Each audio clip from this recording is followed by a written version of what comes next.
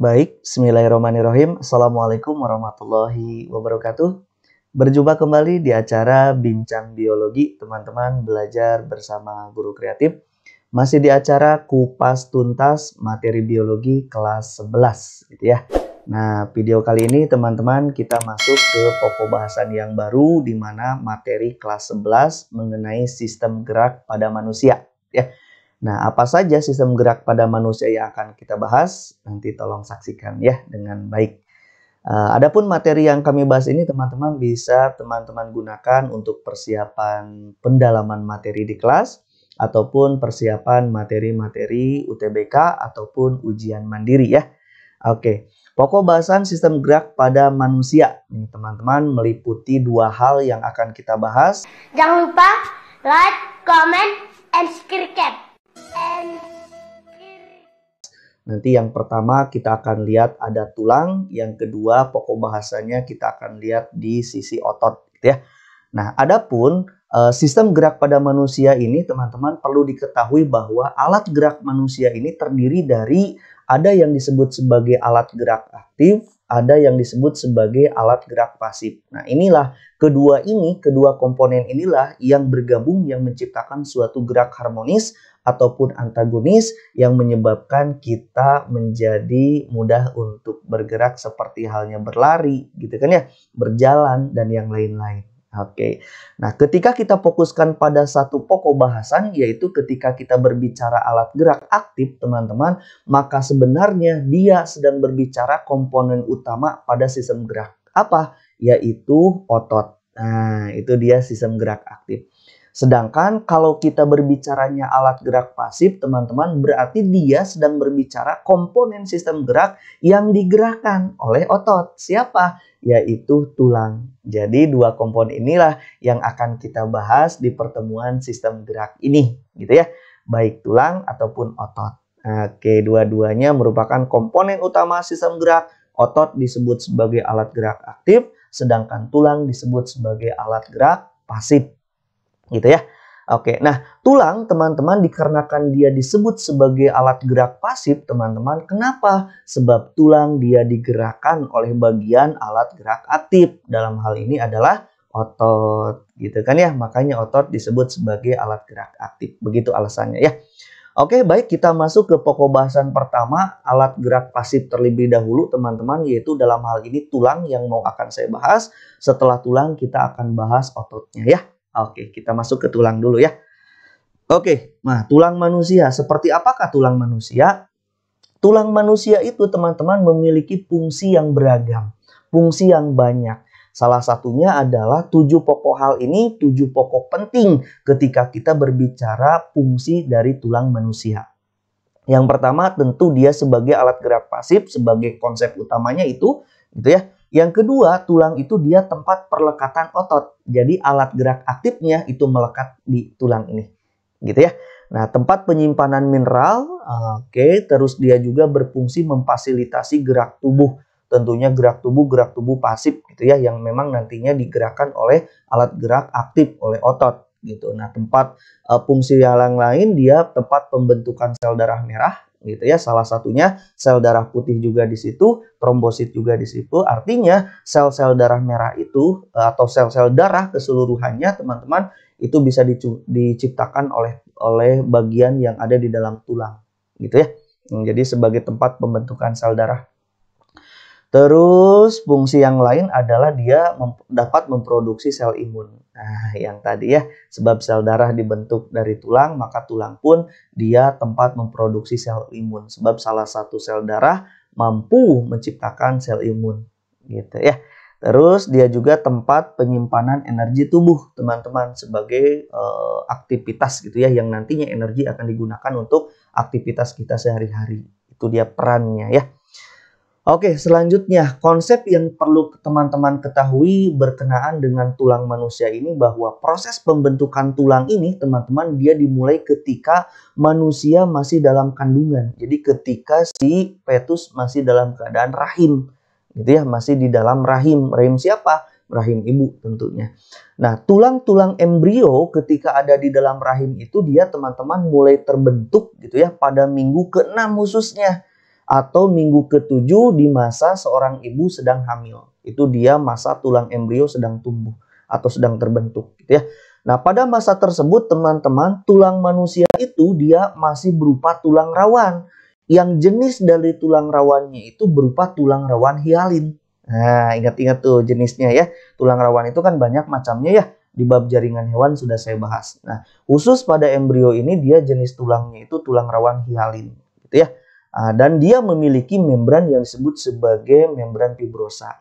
Nah, proses pembentukan tulang ini dikenal dengan nama proses yang disebut sebagai osifikasi. Nah, kita akan bahas gitu ya, bagaimana tulang ini dia mulai terbentuk melalui proses yang disebut sebagai osifikasi. Oke, kita akan bahas osifikasinya ya. Nah, di dalam proses osifikasi ini, teman-teman perlu diketahui bahwa osifikasi itu merupakan suatu proses pembentukan tulang, gitu ya. Jadi kalau ditanyakan pembentukan tulang manusia, tadi sudah saya katakan, jadi di masa pertumbuhan embrio, di minggu ke-6 atau minggu 7 kehamilan seorang ibu, gitu ya, hamil. Nah, selanjutnya bahwa osifikasi ini dia akan diawali saat jaringan ikat embrional, teman-teman, dalam hal ini disebut sebagai lapisan mesenkim, gitu ya. Jadi tulang itu dibentuk dari lapisan mesenkim ini, teman-teman, dari jaringan mesenkim ini yang nantinya akan memasuki ke daerah yang disebut sebagai daerah osifikasi atau daerah di mana dia siap melakukan pembentukan tulang, gitu ya. Nah, apabila pada saat proses ini banyak terdapat pembuluh darah, teman-teman, yang masuk gitu ya, maka akan terbentuk yang disebut sebagai osteoblas. Jadi ketika pembuluh darah masuk ke jaringan-jaringan embrionalnya, maka nanti di sana akan membentuk suatu sel yang disebut sebagai osteoblas. Di mana osteoblas ini merupakan sel-sel pembentuk tulang, teman-teman. Gitu ya. Itu proses awalnya. Nah, akan tetapi jika ada pembuluh darah, jika tidak ada pembuluh darah yang masuk ke daerah tersebut, teman-teman, maka yang terbentuk adalah kondroblas. Jadi ketika proses osifikasi di awal itu, kalau bagian cikal bakal tulang itu dia dimasuki oleh pembuluh darah, maka daerah tersebut dia akan membentuk osteoblas, di mana dia merupakan sel pembentuk tulang keras. Tetapi ketika pembuluh darah ke bagian tulang tertentu ternyata tidak masuk, gitu ya, tidak dimasuki oleh pembuluh darah bagian tertentunya, maka di daerah tersebut akan tumbuh kondroblas. Jadi sel-sel ini yang akan membentuk tulang-tulang rawan. Nah, jadi nantinya kan di dalam tubuh kita itu ada dua jenis ya. Ada jenis tulang rawan, ada jenis tulang keras. Atau ada yang disebut sebagai osteon, tulang keras, ada yang disebut kondroblas atau rawan atau tulang rawan. Itu ya bahasa kitanya.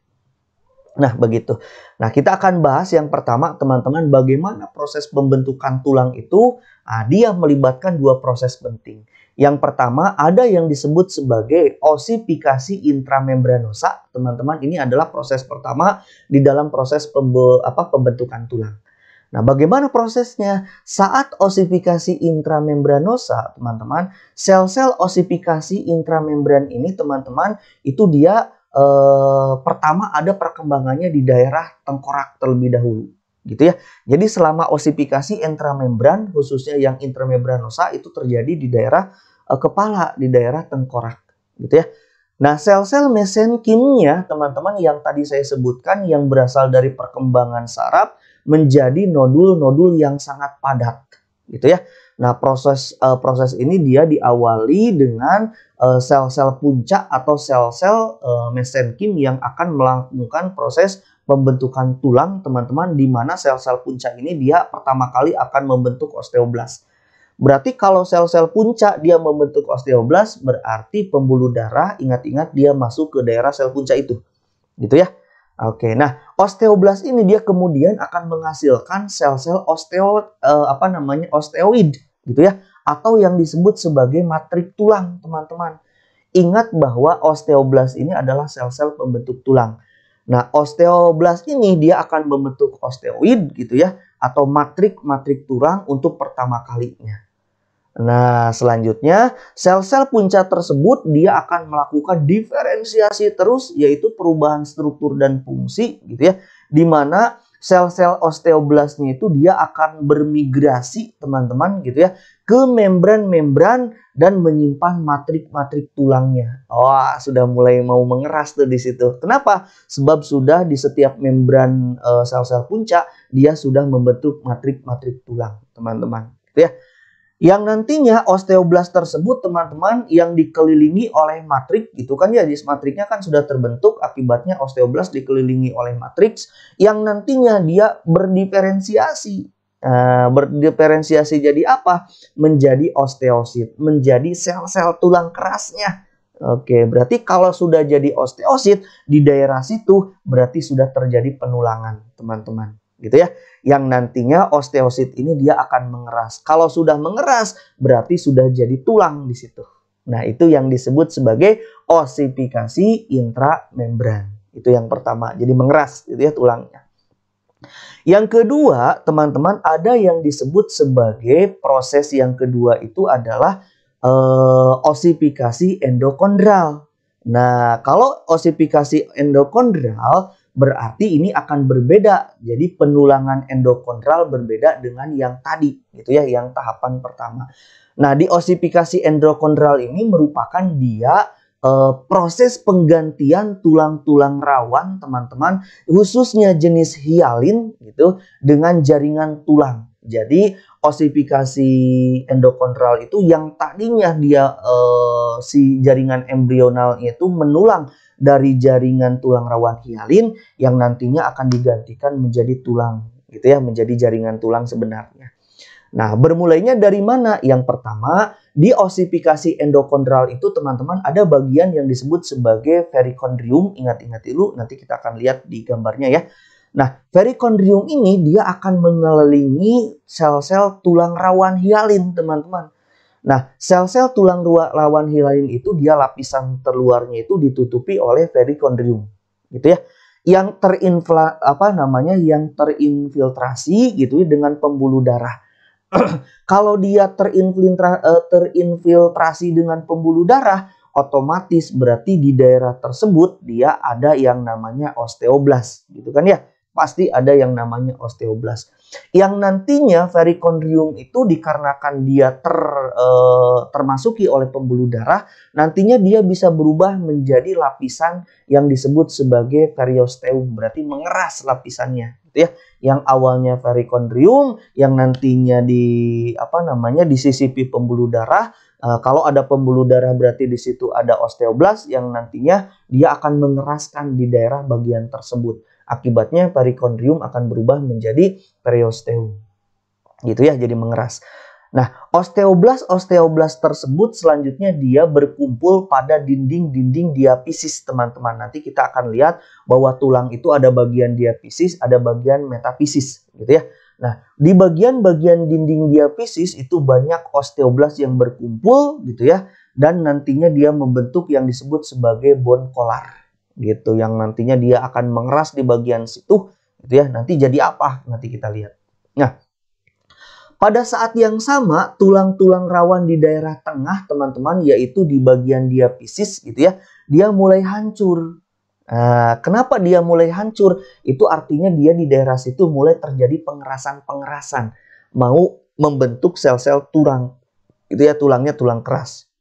Nah, osteoblastnya dia akan menembus tulang-tulang rawan tersebut, teman-teman, tulang rawan yang hancur tadi, dan menggantikannya dengan tulang-tulang yang disebut sebagai tulang spons. Jadi rongga-rongga tulang di daerah di daerah diafisis ini, teman-teman, dikarenakan sama osteoblast tulang rawannya digantikan oleh tulang spons, akibatnya di daerah tulang rawan tersebut, di daerah diafisis khususnya, dia akan membentuk tulang-tulang spons di mana terbentuk rongga-rongga di situ, tapi keras gitu ya, ada rongga-rongganya. Nah, proses ini dia akan membentuk pusat osifikasi primer. Jadi ingat sama kalian bahwa di osifikasi primer itu berada di daerah diafisis di mana tulang spons terbentuk. Gitu ya. Oke, nah osifikasi tersebut nanti akan berlanjut ke pusat, ke ujung tulang, yaitu di daerah bonggol-bonggol tulang. Gitu ya, di daerah-daerah bonggolnya. Nanti kita akan lihat ke daerah epifisis, teman-teman. Nantinya dia akan bergerak ke daerah epifisis ya, bonggol di daerah ujung, yang nantinya membentuk tulang spons. Nah, setelah tulang spons ini dia terbentuk, teman-teman, di dalam diafisis, nanti osteoklas yang sudah terbentuk dari osteoblast tadi, teman-teman, dia akan merombak. Dia akan memecah tulang. Yang tulang-tulang baru itu dipecah, nantinya dia akan terbentuk sebuah rongga yang disebut sebagai rongga meduler. Gitu ya. Rongga meduler ini nanti dia rongganya berbeda dengan rongga-rongga sebelumnya yang terbentuk. Nah, tulang rawan epifisis yaitu di daerah atasnya bonggolnya dia terus tumbuh sehingga tulang berkembang menjadi tulang panjang. Jadi memanjang tulangnya, gitu ya.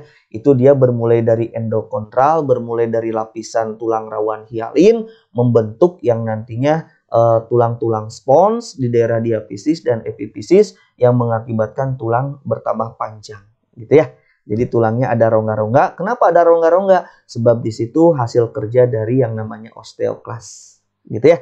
Oke, kita bahas nih di gambarnya. Itu dia osifikasi dua macam. Gitu. Oke, kita akan lihat.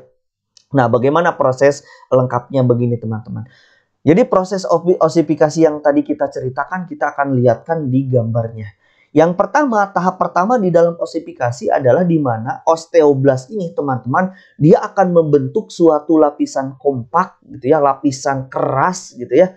Lapisan keras yang nantinya jadi selaput-selaput tulang rawan atau disebut sebagai perikondrium, tadi kita sebelumnya sudah bahas gitu ya.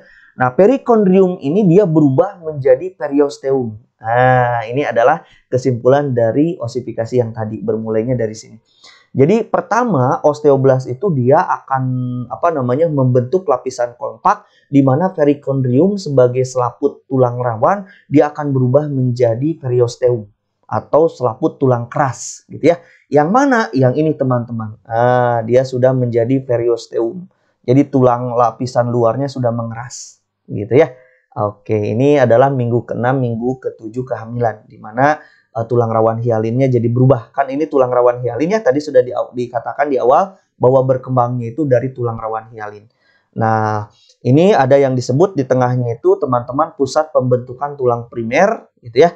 Nah, ini di daerah ujung-ujungnya dia sudah membentuk tulang keras. Kenapa? Sebab di sini osteoblast sudah membentuk lapisan kompak. Di awal dia membentuk lapisan kompak yang nantinya si perikondrium berubah menjadi periosteum, jadi mengeras gitu ya. Jadi mengeras. Setelah itu bersamaan dengan proses tersebut teman-teman, bagian tulang rawan yang tadi hialin gitu ya, di daerah diafisisnya teman-teman, di pusat diafisis itu pusat osifikasi primer di sini ya. Di pusat osifikasi primer di sana tulang rawannya itu pada bagian itu sel-sel kondrosit itu dia membesar. Ketika membesar daerah-daerah sel-sel kondrosit di sini membesar dan akhirnya dia pecah, teman-teman. Di sini dia akan pecah, gitu ya. Oke, nah pecahnya lapisan tersebut mengakibatkan apa? Mengakibatkan ada yang disebut sebagai proses yang kedua terjadi, yaitu tulang-tulang rawan tersebut akan mengalami kalsifikasi.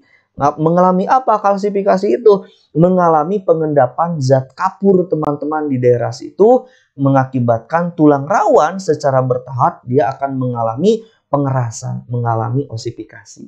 Nah, begitu gitu ya. Akibatnya hal ini akan mengganggu pada komponen-komponen nutrisi bagi sel-sel kondrosit. Akibatnya sel-sel kondrosit tadi dia akan sel-sel kondrosit atau sel-sel tulang rawan ini nantinya dia akan mati. Gitu ya, sebab sudah mengalami osifikasi, sudah mengalami penulangan di daerah pembentukan tulang primer di sini. Gitu ya, itu proses yang kedua.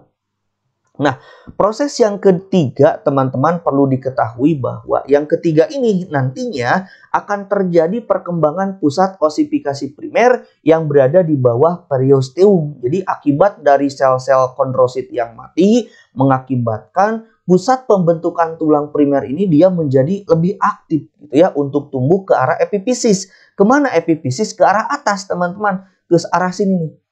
Gitu ya, dikarenakan dia pusat pembentukan tulang primernya dia sudah mulai mengeras, kondrositnya sudah mati, akibatnya menjadi tulang-tulang keras yang nantinya daerah diafisis ini sudah mengalami proses pengerasan yang selanjutnya akan dilanjutkan ke proses pembentukan tulang sekunder di mana di daerah epifisis ini dia berlangsung gitu ya. Nah, ketika awal pembentukan pusat osifikasinya teman-teman, osteoklas sudah aktif gitu ya, dan resorpsi tulang sudah terjadi. Di sini mulai keras sekali gitu ya. Hal ini menyebabkan pembentukan epifisis ketika osifikasi berlangsung. Jadi osifikasi di sini berlangsung mengakibatkan terjadi perangsangan di daerah epifisis untuk penulangan juga gitu ya. Terjadi penulangan juga. Nah, oke, tahapan yang ketiga begitu.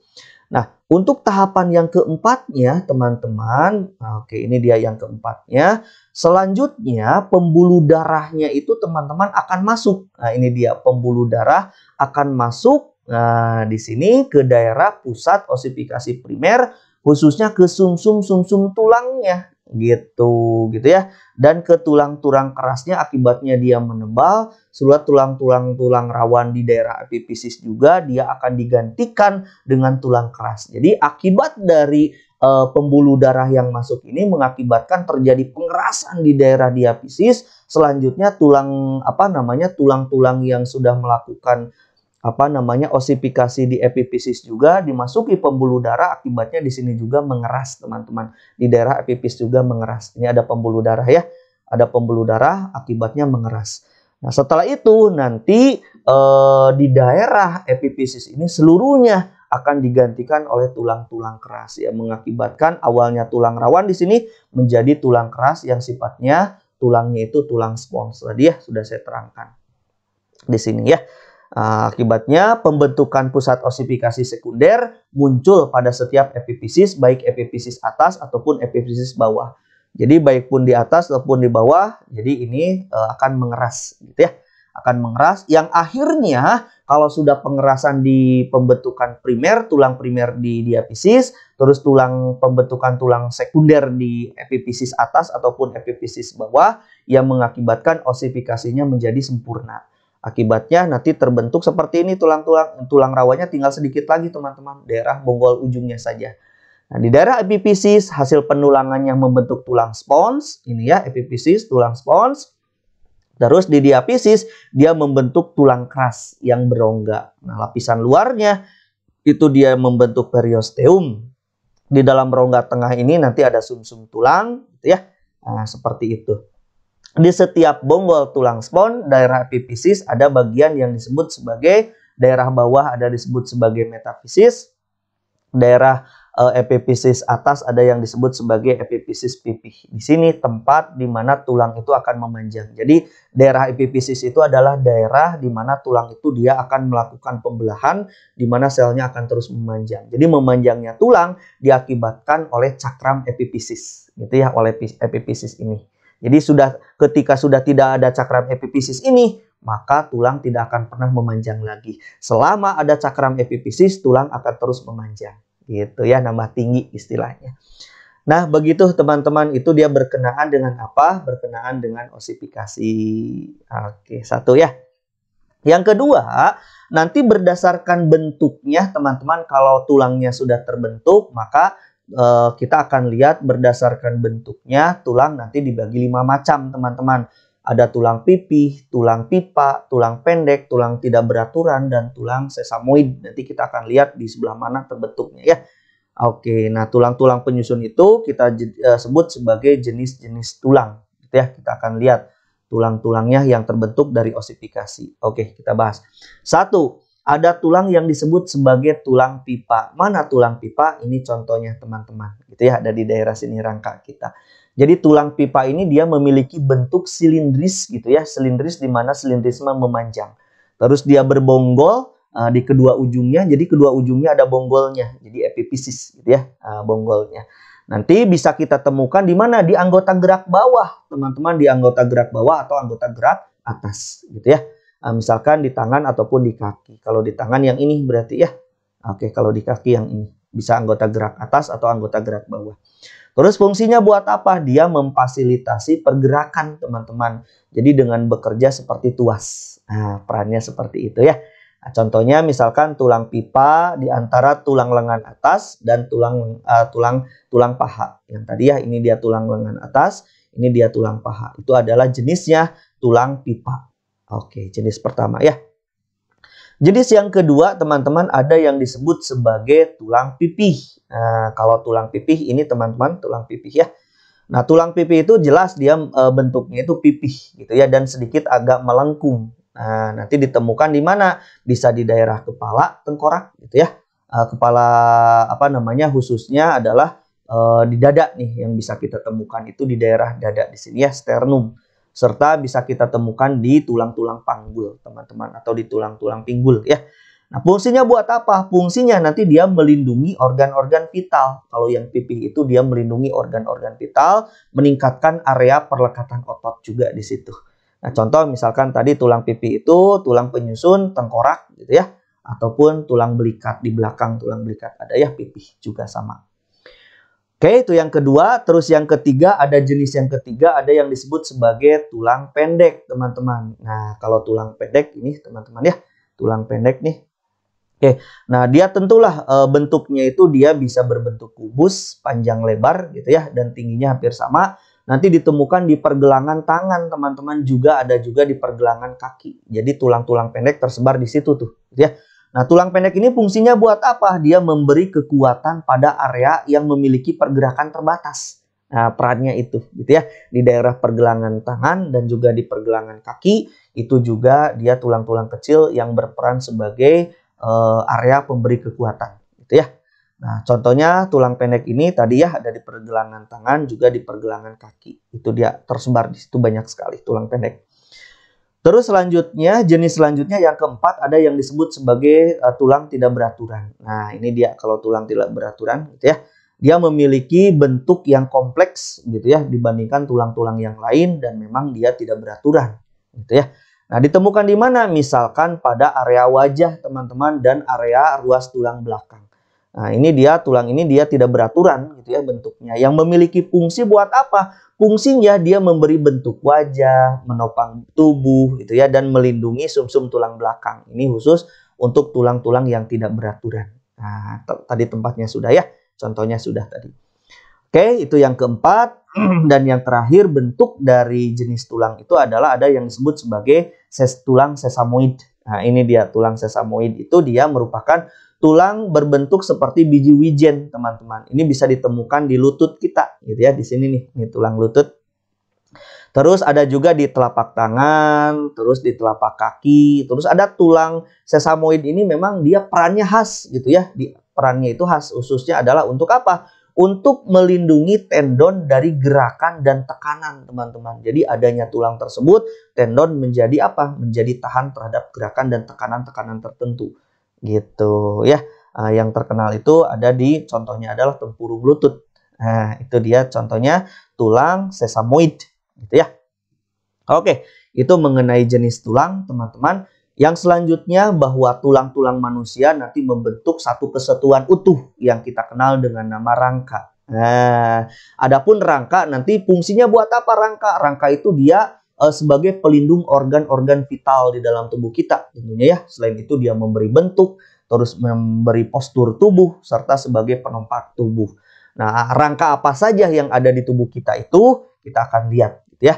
Nah, rangka di dalam manusia itu nanti teman-teman dibagi dua pokok bahasan. Yang pertama ada yang disebut sebagai rangka aksial, yaitu rangka-rangka seperti halnya tulang tengkorak gitu ya, tulang belakang, tulang dada atau yang kita sebut sebagai sternum, ada juga yang disebut sebagai tulang rusuk. Itu adalah tulang-tulang aksial, teman-teman. Yang kedua ada yang dikelompokkan ke dalam tulang apendikuler, gitu ya.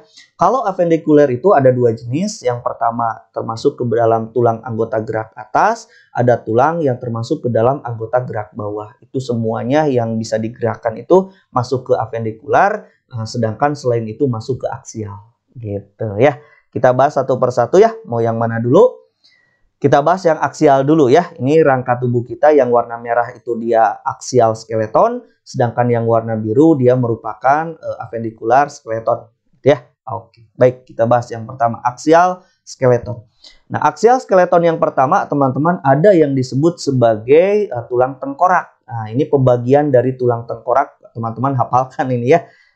Suka ada nih kalau di kelas saya suka dites gitu ya, saya tes siswa untuk menghafalkan tulang-tulang ini gitu. Yang pertama kita bahas Ada di daerah atas yaitu disebut sebagai tulang dahi atau tulang frontal, teman-teman disebutnya. Turun ke bawah, di sini ini dia tulang etmoid atau tulang tapis, gitu ya. Di bawahnya ada dua belahan tulang yang disebut sebagai tulang lakrimal atau disebut sebagai tulang air mata. Makin ke depan ada yang disebut sebagai tulang nasal, ini teman-teman tulang hidung. Daerah belakangnya disebut sebagai tulang zigomatik atau disebut sebagai tulang pipi. Turun ke daerah bawah ada yang disebut sebagai tulang maksila atau rahang atas. Lawannya adalah rahang bawah atau mandibula. Gitu ya. Di daerah sininya teman-teman jadi nusuk ke daerah dalam itu ada tulang langit-langit atau disebut sebagai palatum. Jadi ke langit-langitnya, ke daerah dalamnya, gitu ya. Palatum. Terus teman-teman ke daerah belakang dari tulang pipi itu ada tulang baji atau sphenoid, teman-teman ya. Di belakang sphenoid yang ini, gitu ya, itu dia disebut sebagai tulang temporalis yang nantinya akan bersatu dengan telinga, gitu ya, di daerah sini. Terus lari ke daerah belakang, dia ada yang disebut sebagai tulang occipitalis, gitu ya. Di daerah ubun-ubunnya itu disebut sebagai tulang parietalis, di daerah ubun-ubunnya ya. Ini adalah tulang-tulang pembentuk tulang tengkorak, macam-macamnya seperti ini. Yang kedua, rangka aksial itu ada di daerah tulang belakang, teman-teman. Tulang belakang itu bermulai dari atas, itu disebut sebagai tulang atlas. Turun ke satu tulang itu disebut sebagai tulang pemutar, teman-teman. Di mana tulang atas dan tulang pemutar itu dia termasuk ke dalam 7 ruas tulang leher, gitu ya. Masuk ke dalam 7 ruas tulang leher. Dari 7 ruas tulang leher ke bawah itu masuk ke dalam 7 ruas tulang punggung, teman-teman. Ini tulang punggung. Gitu ya, ada 12 ruas jumlahnya. Terus turun ke daerah bawah, di bawah dari 12 ruas tulang punggung itu ada 5 ruas tulang pinggang. Ingat-ingat tulang pinggang 5 ruas. Turun di bawahnya ada 5 ruas tulang kelangkang atau sakrum, teman-teman, di daerah sini. Terus turun ke daerah bawahnya ada 4 ruas tulang ekor koksi yang nantinya dia akan mereduksi menjadi satu tulang, gitu ya. Jadi masa pembentukannya itu ada 4 ruas.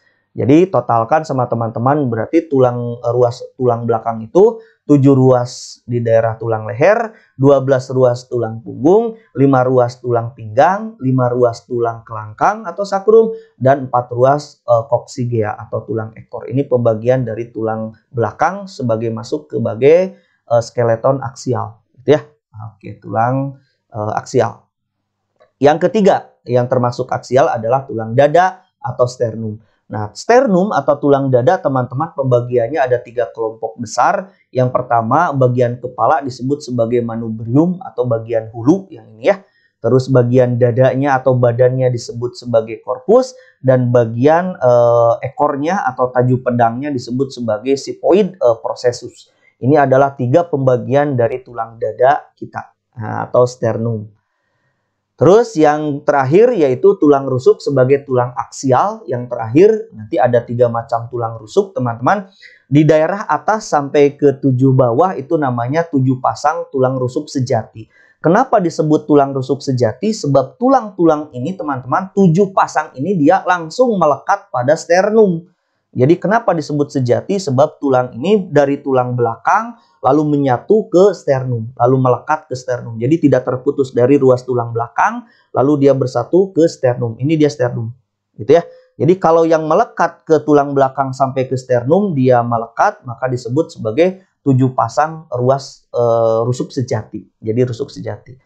Terus ke bawahnya ada yang disebut sebagai rusuk palsu. Kenapa? Ada berapa jumlahnya? Ada 3 pasang. Kenapa disebut palsu? Sebab dia menggantung, tetapi menggantungnya itu dihubungkan oleh tulang rawan. Nah, jadi menggantung ke daerah tulang dada, dihubungkannya dengan tulang rawan ini ya. Dihubungkan dengan tulang rawan. Jadi dari menggantung banget gitu ya. Makanya disebut palsu ini dia. Meskipun menggantung, tapi dia dihubungkan oleh tulang rawan ke tulang rusuk sejati gitu ya. Yang nantinya tulang rawan juga dia bergabung ke sternum, tulang dada. Itu dia rusuk palsu. Ada 3 pasang. Dan yang terakhir ada 2 pasang rusuk melayang. Nah, kalau melayang dari tulang belakang ini, teman-teman, tidak bergabung ke sternum. Baik itu dihubungkan oleh tulang rawan ataupun tidak, dia tidak menggabung gitu ya. Tidak menggabung ke tulang rawan ataupun tidak menggabung ke sternum. Jadi melayang aja. Jadi dari tulang belakang keluar dan melayang, tidak bergabung dengan siapa-siapa. Itu disebut sebagai rusuk melayang. Ada berapa? 2 pasang. Nah, itu adalah jenis tulang dari aksial. Yang terakhir adalah tulang rusuk. Ini ya pembagiannya. Jadi tengkorak sudah saya bahas, tulang belakang sudah, dada sudah, rusuk sudah. Lalu kita bahas sekarang rangka apendikular atau rangka-rangka anggota gerak, gitu ya, yang ini. Oke, kita lihat. Nah, rangka anggota gerak itu ada dua macam, teman-teman. Ada anggota gerak atas, yang ini dia anggota gerak atas, bagian-bagiannya bermulai dari apa? Yang pertama, klavikula atau tulang selangka, teman-teman. Nanti turun ke bawah, yaitu tulang selangka ini nanti ada macam-macamnya. Daerah sini, yang ini tulang ini namanya selangka gitu ya. Di daerah belakangnya, punggung, daerah belakang ini dia skapula atau tulang belikat. Jadi anggota gerak atas itu yang pertama dihubungkan ke aksialnya itu oleh klavikula dan oleh skapula belikat. Ya, turun ke daerah bawah, nanti daerah bawahnya ada humerus, ini dia tulang lengan atas. Turun ke bawahnya ada dua ruas tulang, yaitu ini dia yang dekat ke jempol, dia namanya radius, teman-teman, gitu ya. Nah, nanti di daerah ke kelingking di sini ini adalah ulna atau tulang hasta, gitu ya. Ada tulang pengumpil. Nah, pengumpil berarti ingat mengumpil pakai jempol, ruasnya dekat ke jempol, ini berarti namanya radius atau tulang pengumpil. Untuk mengingatnya gitu ya, kalau yang ke kelingking, ke arah kelingking itu adalah tulang hasta atau ulna. Selanjutnya nanti si tulang di atas tersebut dihubungkan oleh tulang karpus, teman-teman, atau pergelangan tangan menuju ke daerah-daerah tangan kita, yaitu menuju ke tulang telapak tangan atau ke metakarpus, yang nantinya ada jari-jari yang kita sebut sebagai tulang falanges, diakhiri ke tulang falanges ya, atau tulang jari-jari tangan. Ini adalah anggota gerak apendikular daerah bagian atas. Kalau di daerah bagian bawahnya, anggota gerak bawahnya teman-teman itu bermulai dari yang disebut sebagai yang ini ya, ilium gitu ya, atau tulang usus, teman-teman. Nanti di ilium ini nanti teman-teman bisa lihat ada bagian-bagian ini penghubung ilium kiri dan kanan itu dihubungkan oleh tulang kemaluan. Ini tuh ya tulang pubis gitu ya. Terus di bawah tulang pubis ada seperti kacamata Batman. Orang menyebutnya seperti kacamata Batman. Ini adalah ischium atau tulang duduk. Jadi ada tulang duduk, terus ada pubis, tulang kemaluan, terus yang besarnya, yang bonggol besar ini namanya ilium atau tulang usus.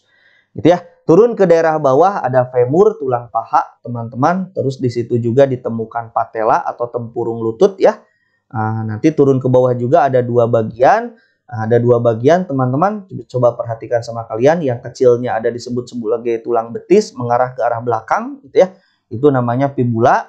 Terus ke daerah depannya itu bisa disebut sebagai tulang kering. Jadi kalau kalian tekan di daerah depannya itu tulang kering, tibia. Kalau yang di belakang, jadi otot-otot betis itu dia melekat pada di sini di fibula ya, makanya ke arah ke belakang gitu. Terus turun ke bawah ada tulang tarsius gitu ya, atau pergelangan kaki. Terus ada ke daerah bawahnya dia membentuk metatarsus atau disebut sebagai telapak kaki. Terus ada diakhiri oleh jari-jari tangan atau falanges gitu ya. Kalau di tangan tadi sudah ya, di karpal, metakarpal, falanges. Kalau di kaki tarsus, metatarsus, dan falanges. Itu bedanya ya. Oke, itu adalah anggota gerak bagian bawah yang termasuk ke dalam apendikular skeleton. Ini berbicara rangka manusia, teman-teman ya.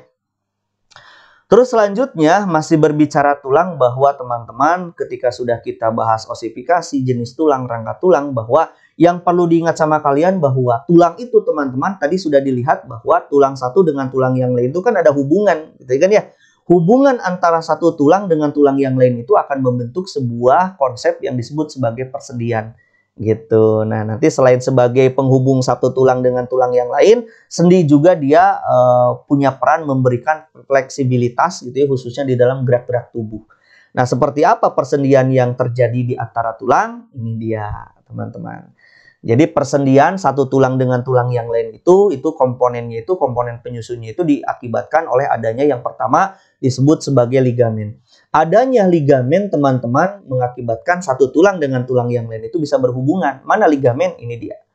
Gitu ya. Nah, ligamen ini dia. Set. Gitu ya. Ke sini dia ligamen. Nah, ligamen ini dia merupakan jaringan ikat, teman-teman, yang berfungsi mengikat bagian luar ujung tulang gitu ya, yang membentuk persendian yang nantinya dia mencegah berubahnya posisi tulang. Jadi diikat supaya tidak berubah posisi tulangnya, gitu ya. Membentuk jadi hubungan antara satu tulang dengan tulang yang lain. Dia jaringan ikat. Itu yang pertama, komponennya pasti ada ligamen. Yang kedua, pasti antara hubungan satu tulang dengan tulang yang lain itu ada kapsul sendi. Nah, ini dia yang disebut sebagai kapsul sendi. Kapsul sendi ini merupakan lapisan serabut, teman-teman, yang berfungsi melapisi sendi dan menghubungkan dua tulang yang membentuk persendian. Jadi dia merupakan lapisan serabut yang melapisi sendi. Gitu ya, itu yang kedua. Yang ketiga, ada yang disebut sebagai cairan sinovial. Nah, kalau cairan sinovial, yang ini teman-teman, cairan sinovial, cairan yang mengisi rongga-rongganya, gitu ya. Dia merupakan cairan pelumas, gitu ya. Di mana ada pada ujung tulang yang terdapat pada kapsul sendi. Jadi kalau ini tulang, ditutup kapsul sendi. Nah, isinya, ujung-ujungnya itu teman-teman, ini ujung tulang, isinya adalah cairan, namanya cairan sinovial. Sebagai pelumas saat teman-teman melakukan proses gerakan, gitu ya. Jadi tidak terasa sakit ketika tulang digerakkan. Nanti berkurangnya cairan sinovial mengakibatkan nanti ada kelainan bahaya, gitu ya. Nanti kita bahas di kelainan ya. Terus yang terakhir komponennya adalah ada tulang rawan disebut sebagai tulang rawan hialin. Nah, yang ini, gitu ya. Oke, nah tulang rawan hialin ini teman-teman merupakan tulang rawan yang menutupi kedua tulang ujungnya, ujung yang mengerasnya membentuk persendian, gitu ya. Jadi di ujung-ujungnya ini dia tulang rawan, namanya tulang rawan hialin atau artikulasi kartilago hialin. Di sini ya, itu dia berkenaan dengan komponen penunjang dari sendi. Yang selanjutnya teman-teman bahwa hubungan antara satu tulang dengan tulang yang lain itu ada macamnya. Yang pertama ada yang disebut sebagai sinartosis atau sendi mati disebutnya. Nah, kenapa disebut sendi mati? Sebab hubungan antara satu tulang dengan tulang yang lain itu memang dia diikatkan oleh jaringan ikat, gitu ya. Jaringan ikat yang benar-benar sangat kuat, gitu ya, yang mengakibatkan pergerakannya itu bagaimana? Jadi dia mengalami penulangan sehingga tidak dapat digerakkan. Akibatnya membentuk sinartrosis. Gitu ya, jaringan ikat apa itu nanti kita bahas. Dia mengalami penulangan yang mengakibatkan susah untuk digerakkan. Gitu ya, itu dia sinartrosis. Nah, sinartrosis pun nanti dibagi dua. Ada yang benar-benar mati, tidak bisa digerakkan. Ada yang memang geraknya itu sedikit. Gitu ya. Nah, yang pertama jenisnya ada yang disebut sebagai sinkondrosis, yaitu dia hubungan antara tulang dengan tulang, gitu ya. Jadi antara tulang yang dihubungkan dengan apa? Kalau sinkondrosis dihubungkannya itu melalui tulang rawan. Ketika dihubungkan melalui tulang rawan sehingga memungkinkan sedikit gerakan, teman-teman. Jadi ada elastis sedikit, gitu ya. Contohnya misalkan ini dia tulang rusuk, teman-teman, hubungan di antara tulang rusuk yang nantinya membentuk tulang dada. Hubungan itu ada sedikit gerakan ketika kalian bernapas, gitu ya. Terus hubungan antara ruas-ruas tulang belakang juga kan bisa digerakkan, namun sedikit terbatas geraknya. Nah, hubungan tersebut disebut sebagai sinkondrosis, jenis dari sinartrosis. Gitu ya, sedikit geraknya. Lalu yang kedua, maaf teman-teman, yang kedua dari sinartrosis itu ada yang disebut sebagai sinfibrosis. Nah, sinfibrosis adalah jenis sinartrosis yang kedua, di mana hubungan antara ujung tulangnya itu dia dihubungkan oleh jaringan ikat. Yang tadi jaringan ikat apa yang menulang? Jaringan ikat fibrosis, teman-teman. Adanya jaringan ikat fibrosis ini yang mengalami penulangan yang mengakibatkan hubungan satu tulang dengan tulang yang lainnya itu benar-benar dia tidak bisa digerakkan. Gitu ya, contoh misalkan hubungan antara tulang-tulang tengkorak. Nah, tulang pipih tengkorak satu dengan tulang pipih tengkorak yang lain dihubungkan oleh jaringan ikat fibrosa. Nah, yang membentuk sutur, teman-teman, ingat ya. Lalu dia menulang, yang mengakibatkan apa? Yang mengakibatkan susah untuk digerakkan tulang tengkorak itu. Ada tulang tengkorak yang bentuknya kayak keris, rege-rege gitu ya, bergerigi, itu adalah sutura. Jaringan ikat fibrosa yang menulang. Gitu ya. Itu pertama. Yang kedua, persendian itu, yang kedua ada yang disebut sebagai diartrosis. Kalau diartrosis ini sendi kebalikan dari sinartrosis, yaitu sendi di mana sendi ini dia dapat digerakkan, teman-teman. Jadi hubungan antara satu tulang dengan tulang yang lain yang memungkinkan lebih bebas untuk bergerak, maka itu dia disebut sebagai diartrosis. Macam-macamnya apa? Macam-macamnya banyak sekali dalam tubuh kita bahas. Ya, ini dia macam-macamnya, teman-teman. Diartrosis. Yang pertama, ada yang disebut sebagai sendi putar. Mana? Ini dia, sendi putar adalah sendi yang pasti memutar dan gerakannya bebas, gitu ya. Intinya seperti itu. Nah, sendi putar ini adalah hubungan antara tulang radius, teman-teman, dengan salah satunya adalah dengan contoh dengan tulang ulna. gitu ya, bisa diputar begini ya. Nah, oke. Nah, sendi putar ini dia merupakan ujung tulang yang satu dapat mengitari ujung tulang yang lain. Jadi kalau bisa mengitari, maka dia bisa memutar. Bentuknya itu memungkinkan gerakan rotasi, teman-teman ingat ya. Kalau sendi putar, geraknya itu memungkinkan gerakan rotasi di mana dia memiliki satu poros gerakan. Gitu ya, yaitu memutar. Contohnya misalkan tulang hasta tadi ya dengan ulna, atau dengan pengumpil dengan hasta, radius dengan ulna. Atau tulang kepala teman-teman dengan tulang atlas. Berarti di sini pun sama. Itu ya, ini dia bisa memutar gitu.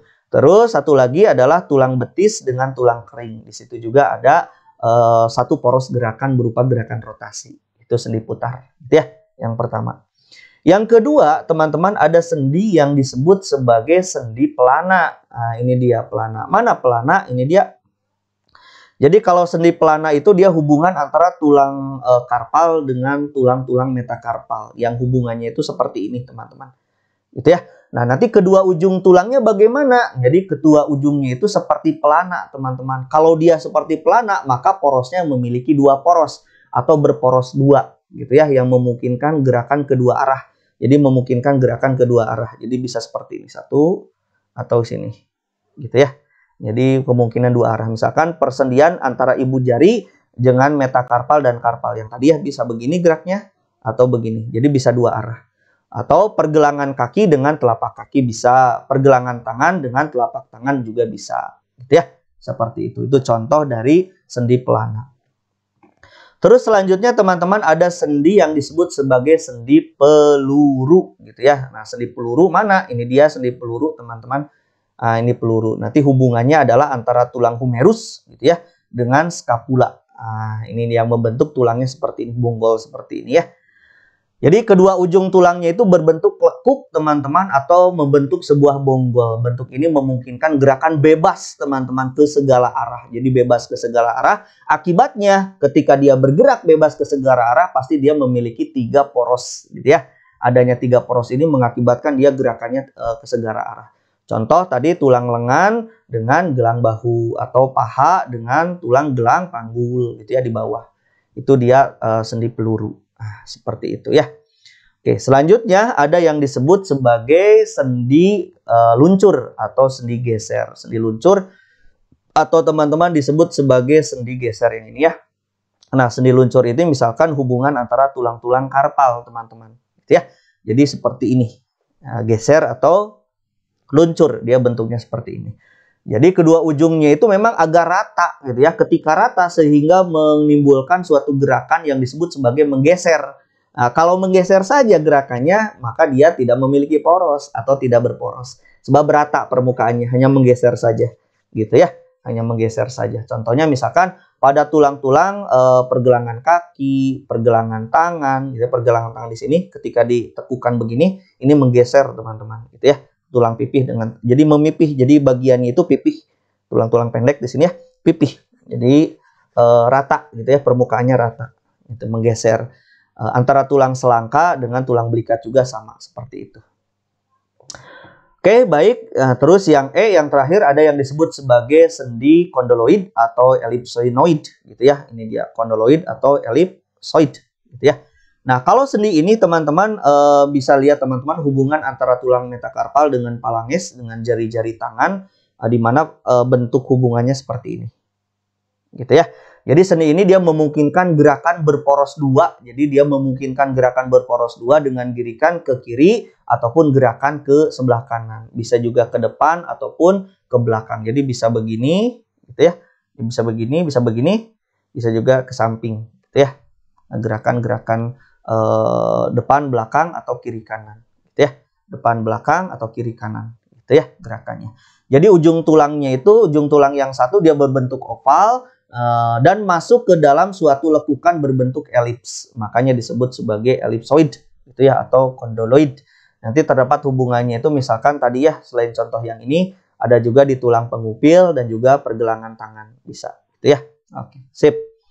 Ini adalah sendi-sendi yang kita sebut sebagai diartrosis, di mana pergerakannya dia sangat bebas. Oke, seperti itu teman-teman berkenaan dengan konsep tulang pada manusia. Selesai ya yang tulang. Nah, nanti kita akan bahas yang otot. Kapan? Tidak sekarang. Kita bahas di video yang kedua ya. Jadi nantikan video kedua pembahasan sistem gerak mengenai otot. Nah, kali ini saya cukupkan dulu sekian. Pembahasannya sampai tulang dulu. Mudah-mudahan bermanfaat. Terima kasih. Assalamualaikum warahmatullahi wabarakatuh.